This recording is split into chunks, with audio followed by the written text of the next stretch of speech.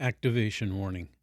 This episode contains explicit and graphic descriptions of suicide, self-harm, sexual assault, and rape. Discretionary caution and action is required. This episode is not for children. Please use extreme self-care in listening to this episode and seek immediate help through the National Suicide Hotline by dialing 988 if you are emotionally activated or triggered by the content of this episode. Or if you are activated and need help from the National Sexual Assault Telephone Hotline, call 1-800-656-HOPE. That's 1-800-656-4673. Until about 20 years ago, I believed the first sexual trauma happened right after my 19th birthday while I was living in Florida. I was raped by an acquaintance, the friend of a young man I had recently gotten involved with, who, unbeknownst to me, had set me up for the assault. And with tears streaming down my face, I said no repeatedly. Then I went into a dorsal vagal response, commonly known as the freeze response. I was so overcome with shame. And I didn't know about date rape. Again, it just wasn't in the media back then. And I can't even remember considering reporting it to the police.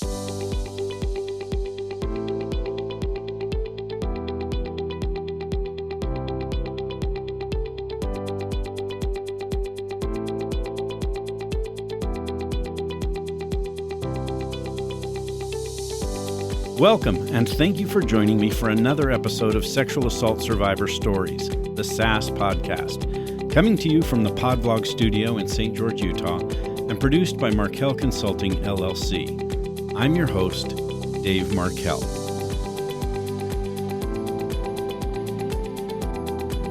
Hi, everyone. Welcome to another episode of Sexual Assault Survivor Stories, the SAS podcast. This is episode 89. And today I'm privileged to introduce to you Erika Shershun, a licensed marriage and family therapist who specializes in counseling with survivors of rape and sexual assault. Erika also offers psychotherapy to anyone, as she says on her website, quote, "I believe everyone has the capacity for growth and change, and that we are equipped with the inner resources to do so. It is through the foundation of supportive, empathic relationships that these resources are awakened, wounds and defenses loosen their grip, and we come to discover our true nature and our full expression of self." End of quote. She also specializes in healing sexual trauma. Again, from her website, Erika says, quote, "As a licensed therapist treating survivors in California and as a coach working with survivors outside of California, it's important to me that you help determine when you're ready to begin working with the trauma, that you help set the pace, and most importantly, that you feel safe enough for healing to take place." End quote. I think you're going to get a lot out of this episode. Feel free to email me your thoughts. Here's Erika. Erika Shershun, welcome to Sexual Assault Survivor Stories, the SAS podcast. I am honored and grateful that you're here with me today. Thanks for joining me. Thanks, Dave. I'm really appreciative of being here. I admire the work you do. We need more people doing what you do and getting trauma-informed information out to the general public, especially people who end up working with survivors in one capacity or another.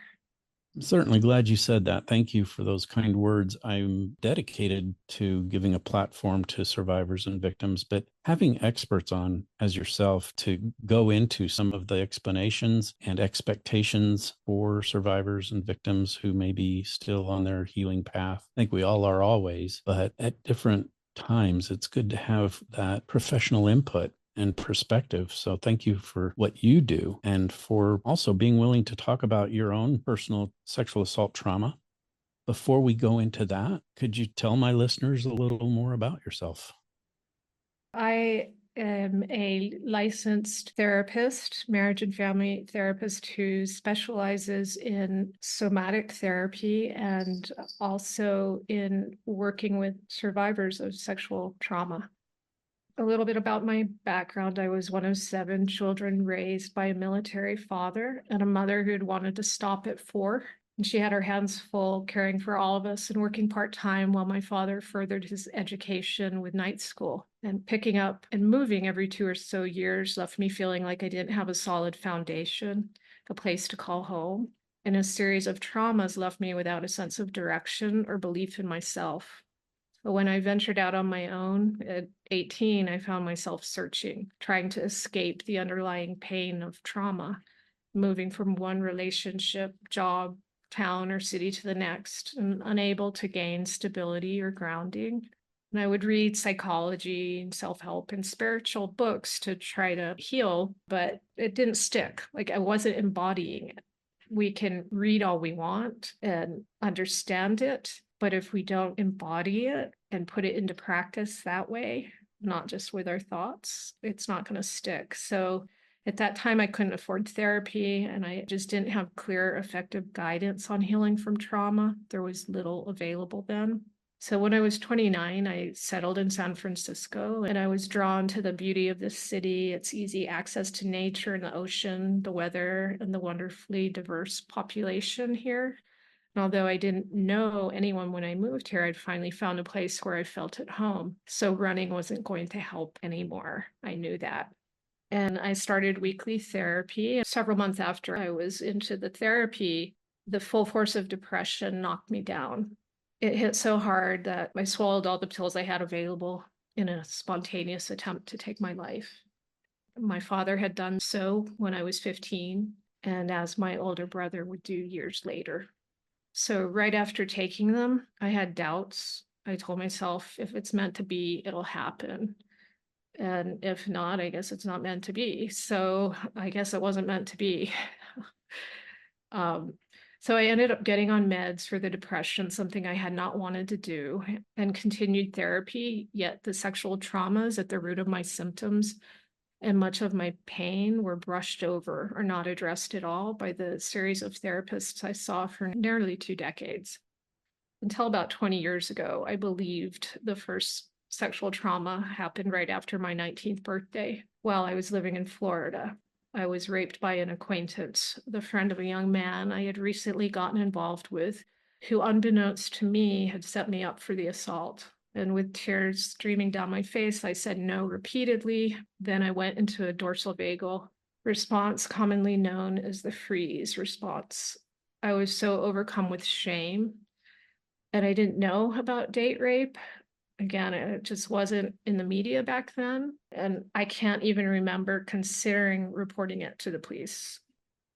And then to make matters worse, the next morning, my ex-boyfriend physically assaulted me. It was just too much. And I didn't tell anyone. Eventually, I told one friend, but I really pushed it down. I didn't forget it. I just didn't talk about it. So I did mention it to the therapists I saw, but there was never any exploration about it or any trauma work or healing work specific to that. So then I put together recently that the next assault happened a little over a year later. I had moved to another part of the state to attend art school, and a friend had put me in touch with a man who needed a roommate. He had a girlfriend, and that combined with the referral, I thought he would be safe. I had zero attraction to him, and after living with him for a few months, realized I didn't trust him. So at the time, I couldn't make sense of what happened, and I didn't yet know about date rape drugs. So again, it was a different time back then. But I remember I'd learned he had access to drugs and realized now he had roofied me. And then I was also drugged by a classmate not long after that. It was actually when I still lived with that roommate, but I didn't stay there long. But this classmate had invited me to an event after school, and he didn't get the opportunity to rape me because I refused his persistent and increasingly aggressive attempts to get me to leave with him. So the full force of the drugs kicked in while I was driving home, and I wound up on an out-of-the-way street I never took home in a head-on collision. Thankfully, I was the only one hurt. After listening to the details of the story, it was the public defender who explained to me that I'd been drugged. I gave enough information for my case to be thrown out. Unfortunately, I've worked with a lot of survivors who've been drugged.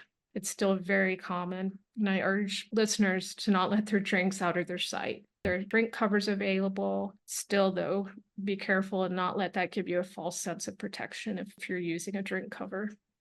The next assault happened in yet another location, a suburban neighborhood in Texas. And I just want to give a trigger warning because I'm going to go into a little more detail here.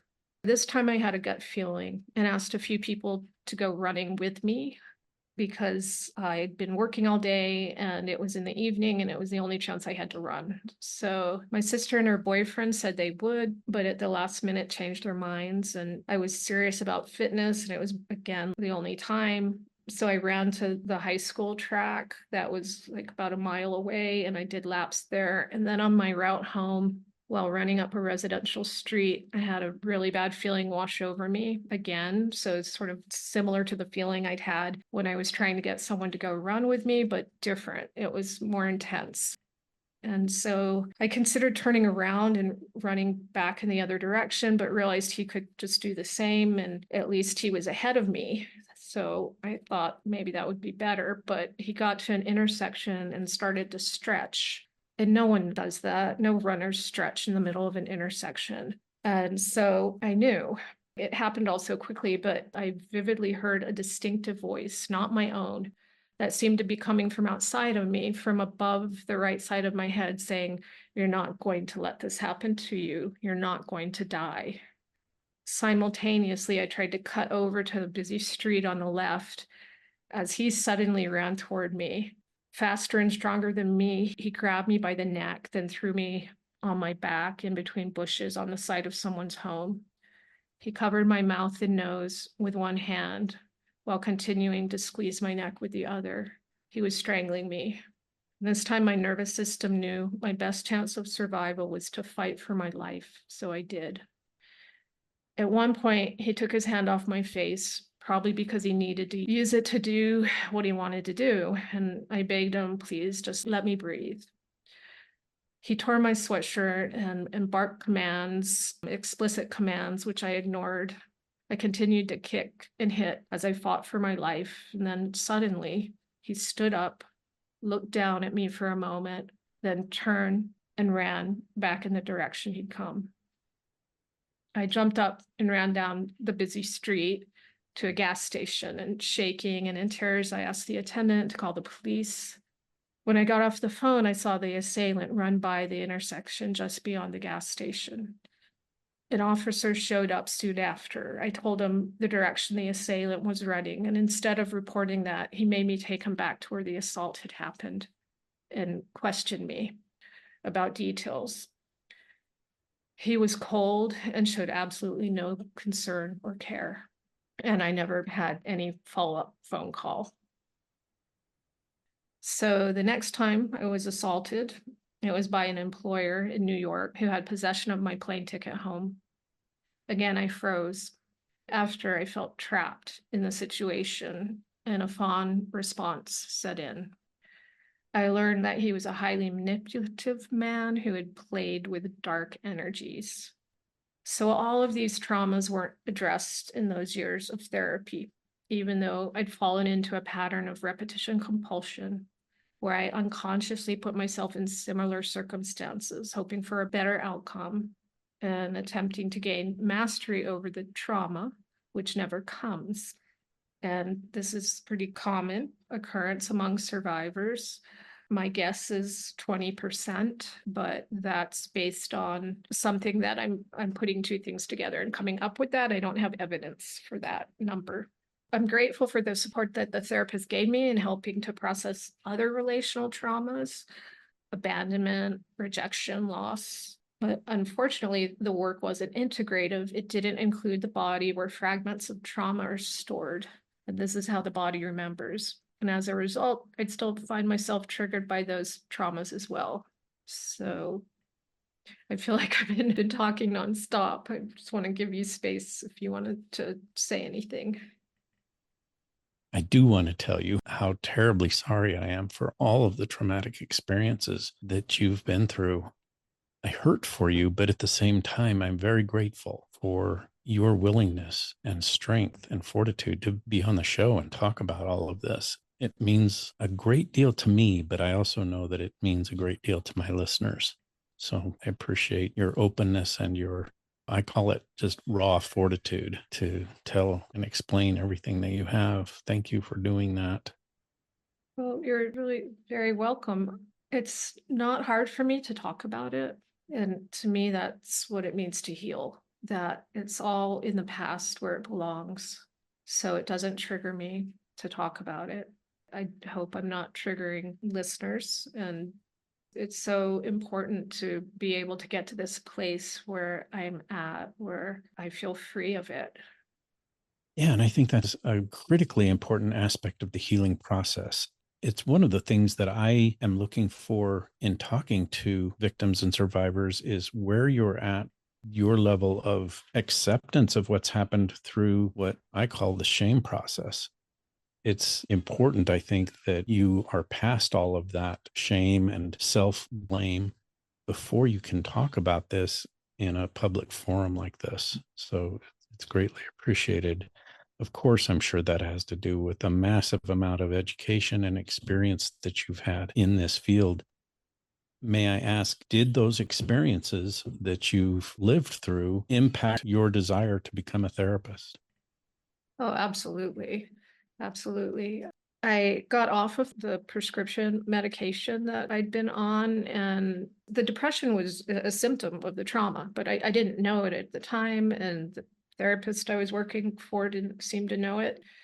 But it helped with the intense feelings of depression, but it also nullified the more subtle emotions and connection to myself. So getting off of that, I think, was a good step. And then I eventually just replaced that with herbal supplements that help. And I no longer take those. I haven't taken those in years because I don't have a need anymore.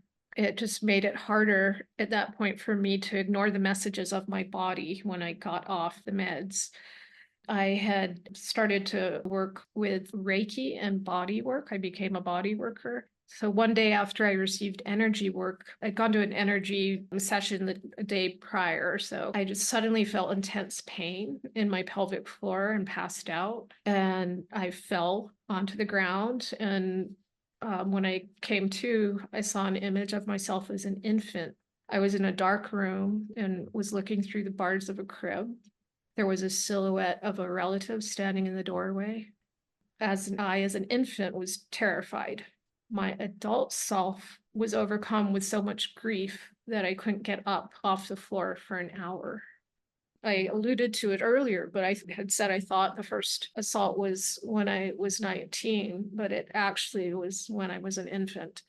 And this was pre-verbal implicit trauma memory, remembered through emotional and procedural memory, which is bodily sensations and patterns of movements, etc.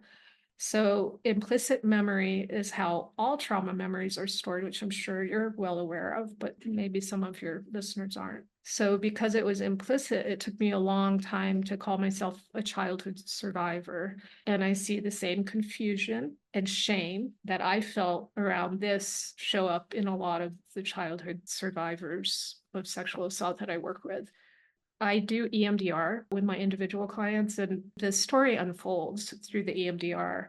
I don't even have to know the story to work with someone. We can do the work of healing based on what's showing up for them emotionally, physically, and cognitively combined. It doesn't have to involve telling your story.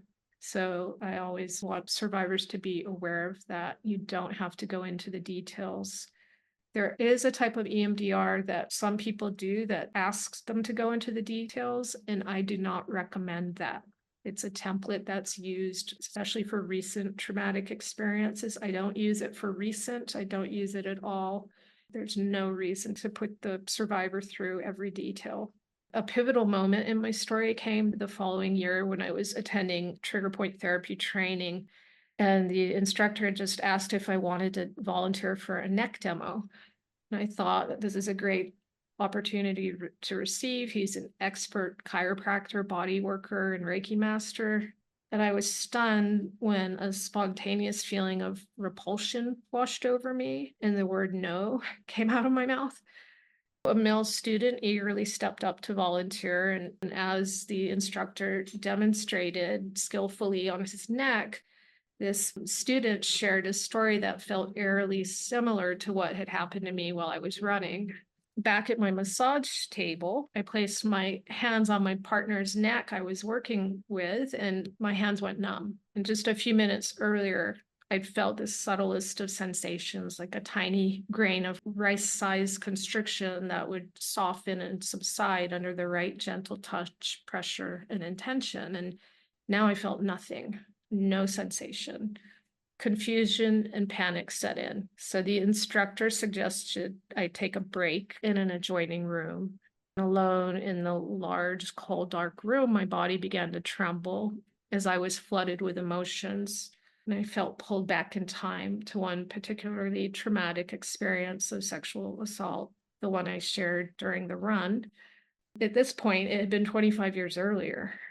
And then other traumas with similar themes emerged. I didn't understand why my body was suddenly reacting this way. It was as though I had no self-agency, no control. And I didn't realize at the time I was experiencing intense dissociation and flashbacks.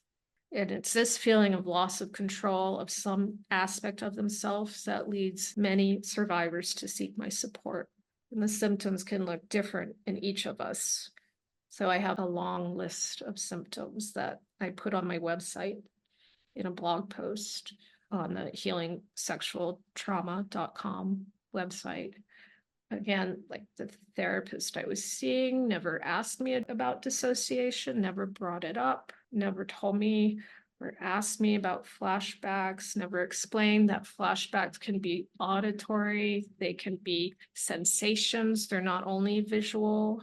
I was really naive, as you hear in my story, like about a lot of these different things that happen when they happen. But I also see this in most clients that are my age. The majority of my clients are younger, but I do see quite a few that are my age as well, or somewhere in between. And everyone in my age group had the same kind of experiences. This is one good thing about the internet. It has really helped educate to some extent the general public that want to pay attention about trauma, although there's also misinformation out there. There was just so little talk of it back then and so much less known back then. So, that's why I was naive. It wasn't that I wasn't trying. Yeah, obviously. And I think you addressed something just now that I found early in my training and career. Here I am trying to teach criminal justice professionals, specifically investigators, but also advocates and mental health workers about better approaches to trauma victims, specifically rape and sex assault victims, but also domestic violence, any interpersonal violence situations that investigators or caregivers may find themselves in. And the more I taught as I progressed in my career, the more I found out that what you just talked about was so common. And surprisingly to me, that the whole aspect of being trauma informed, being trauma educated, is not all that common. It's not prevalent or predominant in the psychology and counseling field. When do you get the impression that that started changing, and how did that start changing? Well, in my opinion, it hasn't changed enough. True. In my grad school, we did one course on trauma, one course that does not equip therapists, future therapists, to treat trauma. Anyone who is educated in trauma has done so by doing further work with courses, very expensive courses that are years long, to become really, truly able to work with trauma. So it's a whole additional schooling in a sense. It's needed. It really is. I think too many therapists who haven't done that extra training in trauma attempt to treat it, and there's maybe not enough referring out. To answer your question, I do think in general people are more trauma informed and therapists are more trauma informed than the average person. And I think it's just in the process of changing still. And I think probably Bessel van der Kolk's book helped quite a bit. And polyvagal theory has helped a lot. When Stephen Porges published his book, he'd published white papers for years before that, but it didn't trickle down enough yet.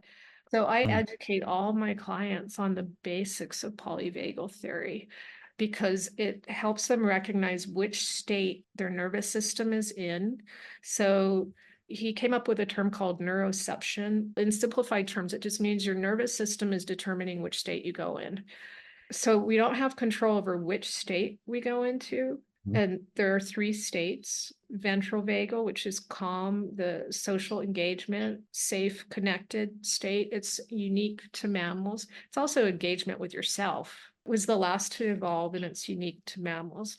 Then the next state, and the first state we go into in when we are in an overwhelming experience that becomes traumatic, is sympathetic, and that is commonly known as fight flight. It usually has a mobilized feeling to it, an element.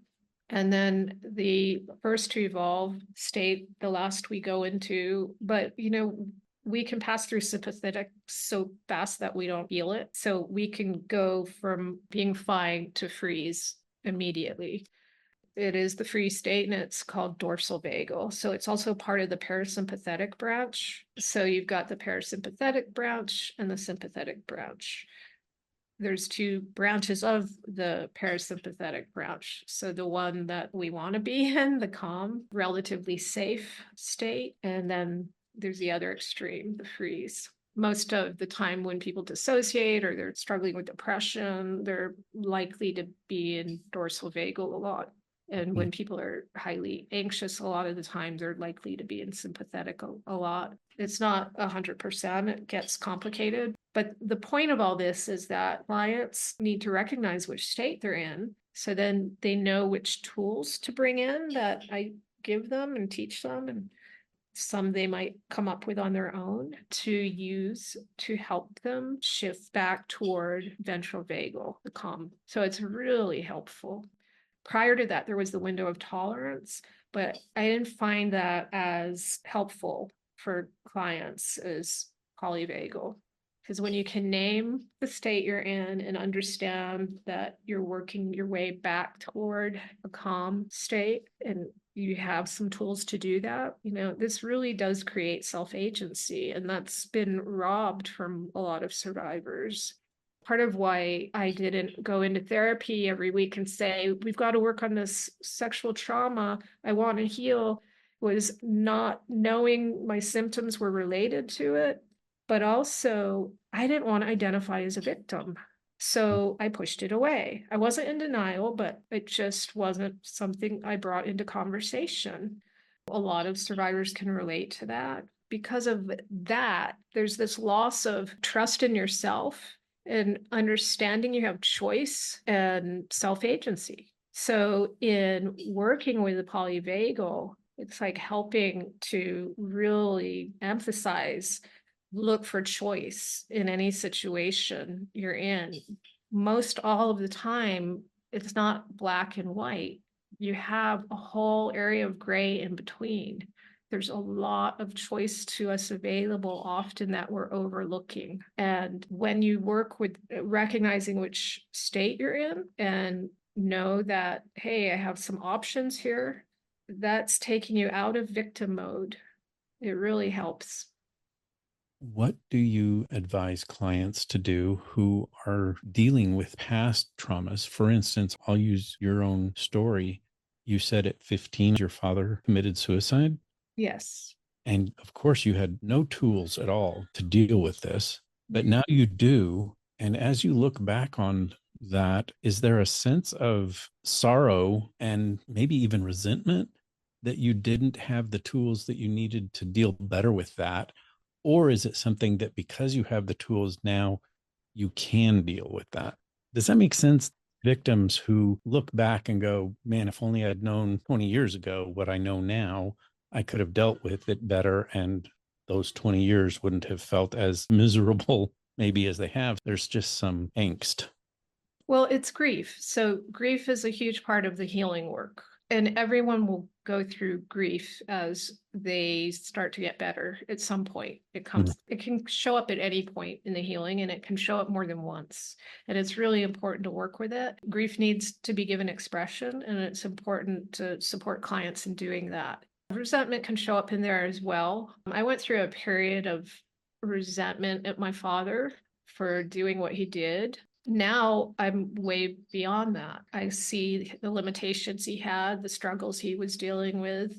He had PTSD from war, and it wasn't known at the time. So that term was just beginning to come into awareness for people. So it was undiagnosed, and there was a lot. He had lost his only brother, his only sibling to war. My grandfather lost his entire family. So there was a lot of intergenerational trauma. I see how tough of a situation my parents were in and have compassion for them. Is this part of the healing process for yourself, having compassion too for yourself in dealing Yes, with grief? you can't work with shame without cultivating self-compassion. You won't heal the shame until you're able to receive self-compassion. So that's another foundational piece of the work I do. Right. Define for us somatic therapy. I pause because there's so many ways to answer that. And in terms of speaking to listeners, first of all, I want to say that the mind is housed throughout the body, not only in the brain. Neuroscience acknowledges now that we have a gut brain and a heart brain, and there's information all over the body being conveyed to the brain. Actually, like more information flows from the heart to the brain than from the brain to the heart. One of the things that's amazing about EMDR is that you see this taking place in real time, the connections that are being made. You see the nervous system lighting up at times. Sensations will show up in the client in different parts of their body. It's constantly changing. The wisdom of their body mind is going through and clearing up and integrating the trauma. And that's what's needed to heal that. And I also do some energy work with releasing trapped emotions in the body. Somatic work doesn't necessarily do that. It does the integration, and it also, whether it's with EMDR or not, it doesn't have to include EMDR. I just find EMDR to be super effective because it also brings in memory reconsolidation. So when these horrible assaults happen to people, they tell themselves something about why it happened. And it's pretty much almost always something negative about themselves to try to make sense of it. So when they're an infant, they can't even comprehend that the person who's taking care of them could be both good and bad. Until a certain age, their mind can't even hold those two contradictions. Still, even once they can comprehend that, they still tend to take it in. Like it starts with, at 15 months, a child can feel shame. And it starts happening by then. It probably happens before then, but I'm not sure. But definitely by the time we're 15 months. If our parent yells at us because we're running on the sidewalk and approaching an intersection, and of course they're terrified and they yell to stop, a child can break down in tears or they can drop their head, a really young child in shame. If the parent then doesn't come in and tell them that they love them and it's not them that they're angry at it, they're frightened for their safety, or it's their behavior in that moment, but they still love them. Like if repair doesn't take place, these messages get really securely embedded in us. Oh, and with adults, it happens because it gives us this false sense of control. If I did something wrong, then I can prevent it from happening in the future. It's a false sense of control in a world that often we don't have control about what's happening. So we take in these negative beliefs and they stay there in our subconscious. It's remembering almost everything we ever experience. We just don't have easy access to it. There are ways to access it, but we don't have easy access to it.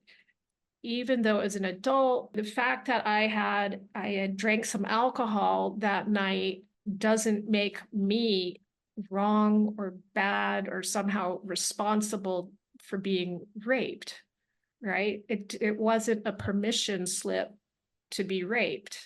You can comprehend that intellectually and agree with that, but the message is still there in your subconscious. So that's why memory reconsolidation is needed. Memory reconsolidation, which it also takes place with EMDR, is the belief is changed to a new belief, a healthy belief. And that's another thing that helps put the trauma in the past, because not only does the trauma feel far away now, like any memory that wasn't like yesterday, but it feels really far away now, but also the belief that went along with that is now completely transformed.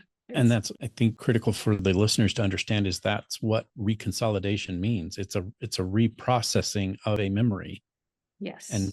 I find it fascinating. I appreciate that explanation because it really does help victims and survivors then look back on things and have a much clearer view of their personal relationship to that shame and removes that shame from that memory. Yes. So that's super important too. And I bring the somatic work into the EMDR when I'm doing it, in addition to doing some without the EMDR. But a big piece of it is sensing in to like what sensations are present for me and learning to become comfortable with them. And also learning to feel into what had your body actually wanted to do at the time that it wasn't able to do in a really safe way to complete that action or actions of what you wanted to do. There's a lot of ways to bring in the somatic work, and it can look really different. Some somatic practitioners use touch, always with permission and trauma informed. So there's a whole lot of ways that the healing can take place. It's not only my way. What I use is what I've found to be most effective. And the majority of my clients are sexual trauma survivors and have Right. been for years. So I think a critical aspect of that is something that you were talking about that struck a note with me was that while trauma is as individual as we are unique, there are so many aspects of the trauma that have commonality with everyone, which is why these techniques can be so effective, even though everybody's traumas are different. yes, yeah. Yeah, the symptoms show up differently and the story's different, but the same things work for most people.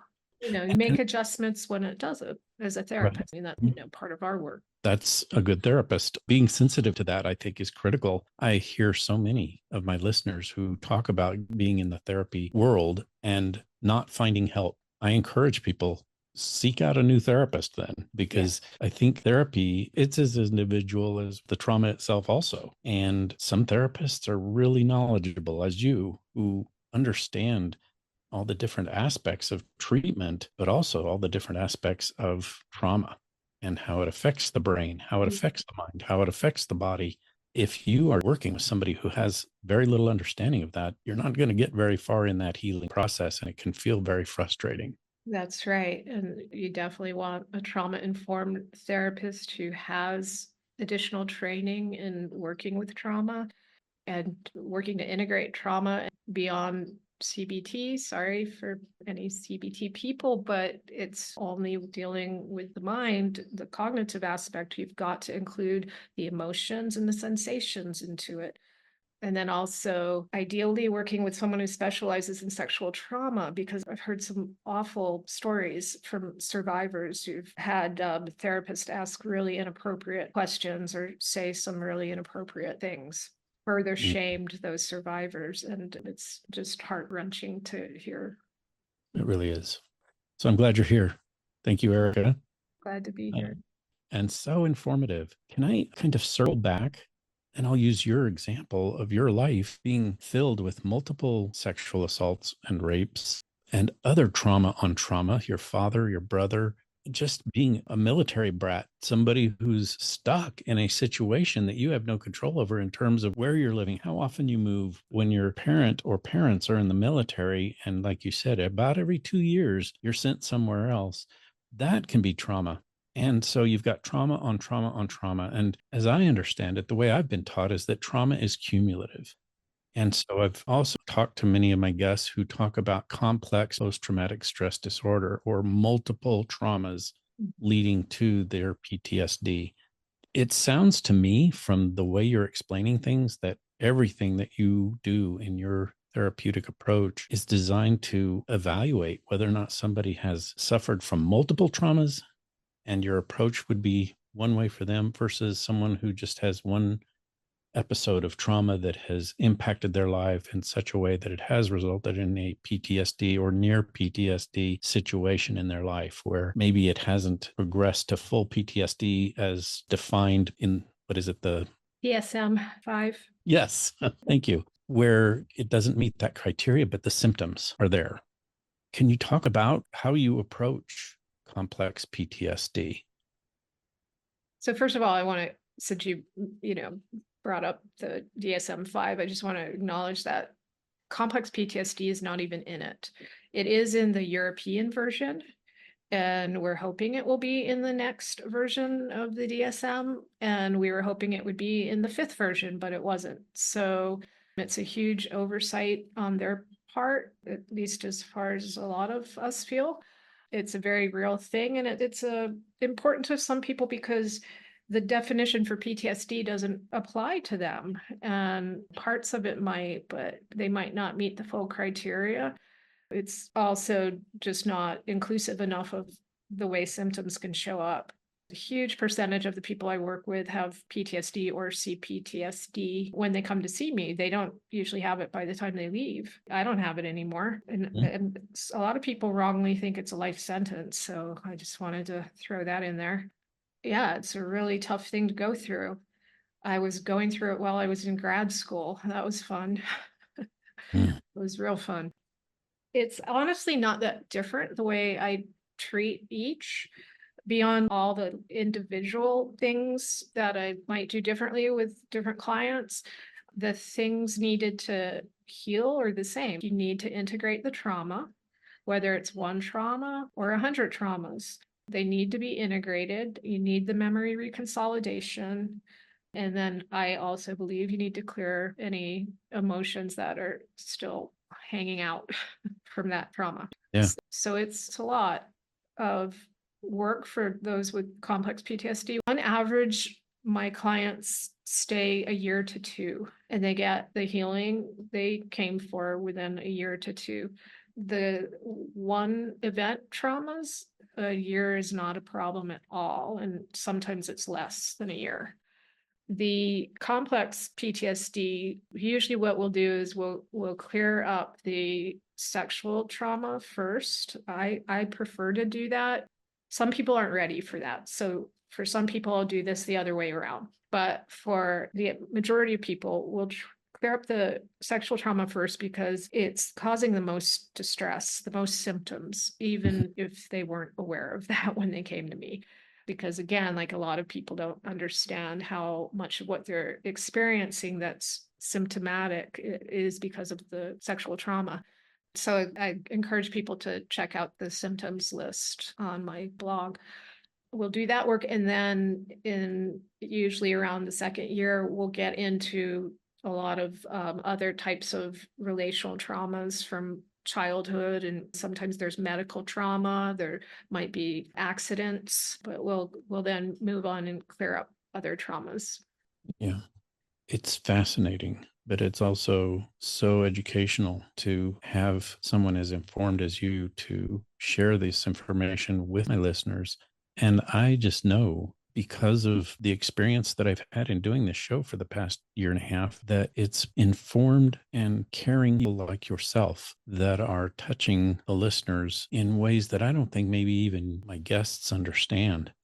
I'm sure you've had clients come back to you and tell you how appreciative they are of you.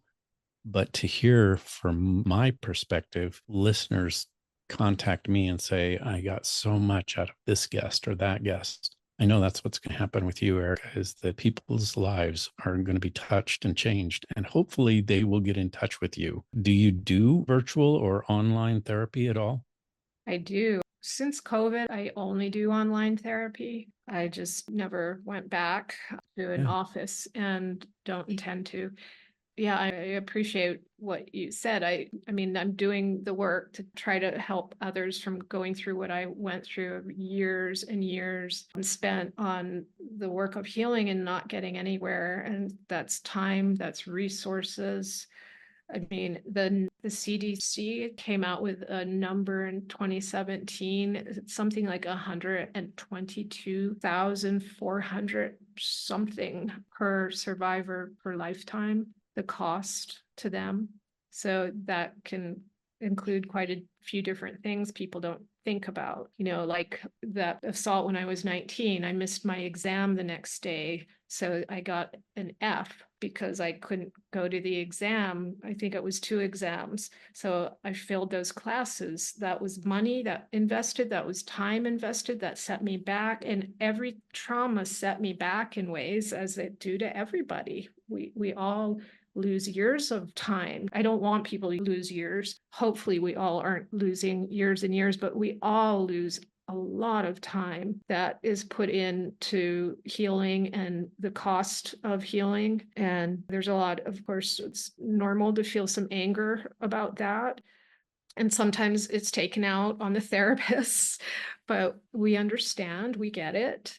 It's hard work, but it's so rewarding, both for the client and for me.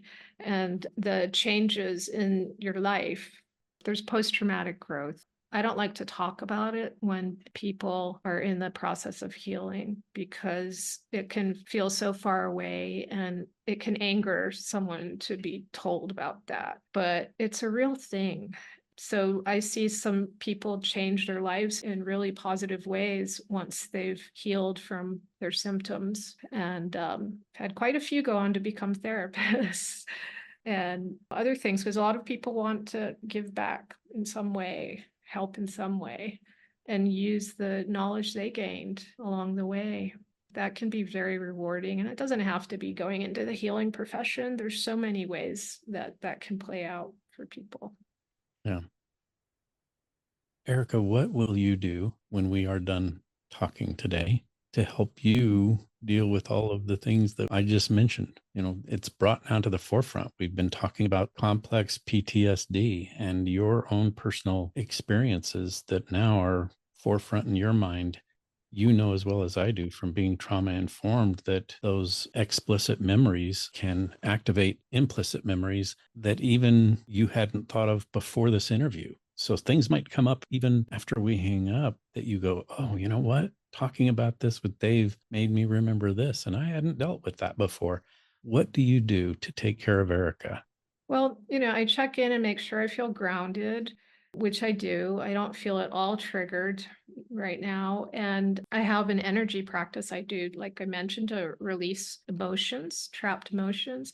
So I've released so many on myself, and my clients love it, by the way. It's a modality called energy code. And there's body code as well by a man named Dr. Bradley Nelson. And it's not evidence-based. So if someone is opposed to things that are not evidence-based, this is not for them. I learned it a couple years ago and I brought it into my practice immediately and it just took off. People love it. I combine it with EMDR. So I've cleared so many on myself that when I feel off, I gain what information I can from it, and then I do emotion code and I release the emotions and I feel an immediate shift and pretty amazing. But I don't feel the need to do that right now. That's great. Erika, I want to thank you so much for the time and energy and information that you've expended and expressed and shared with us. It's been truly a pleasure having you on this show. I hope we can stay in touch, and I hope we can do another episode, check in with each other down the road and see how things are going with both of us and with your practice, and maybe some experiences that will come out of having you on this show. Thank you so much. That would be great. I want to mention real quick my book and my course that's coming up. So my workbook is called the Healing Sexual Trauma Workbook. And I also have a book coming out next March, the Healing Sexual Trauma Guided Journal. And then the course is starting in September, and it is the Sexual Trauma Healing Journey. So those are some resources. The workbook was important to me just because it makes accessible some of what I do with clients, just the cost of a book. And a lot of therapists are using it. In the book, I also mentioned that you can bring it into your therapy and ask your therapist to go through it with you. Also, I just want to say for people who can't afford therapy, there are low-fee clinics. If you live in a city or near, especially near a university that has a psychology program, that's one place to find them. Don't give up trying. If you can't afford that, I mean, that's usually very low sliding scale, or some places will even see someone for, like, I know of a place who will see people for $1 in San Francisco. Also, if you can't find a place, there's nothing near you like that, at least get the workbook and work through it on your own or with a friend. Just go slow, don't ever rush it.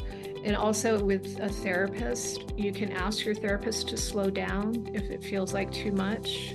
You know better what's the right pace for you.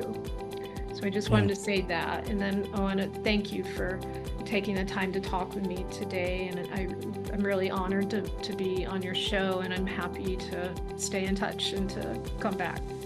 That would be great. I appreciate this. It was a real pleasure to meet you. Thank you again. This has been amazing. We'll be in touch. Okay, take care. You too. Bye. That does it for another episode of Sexual Assault Survivor Stories, the SAS podcast. I want to give a huge thank you to Erika for being my guest this week. She did an amazing job, and I feel confident that you will benefit from having heard her story and her insights. Thank you again, Erika. I'm looking forward to having Erika back in just a few weeks as she tells us more about her personal healing journey. And as my listeners, I'd appreciate hearing from you about your impressions of today's show.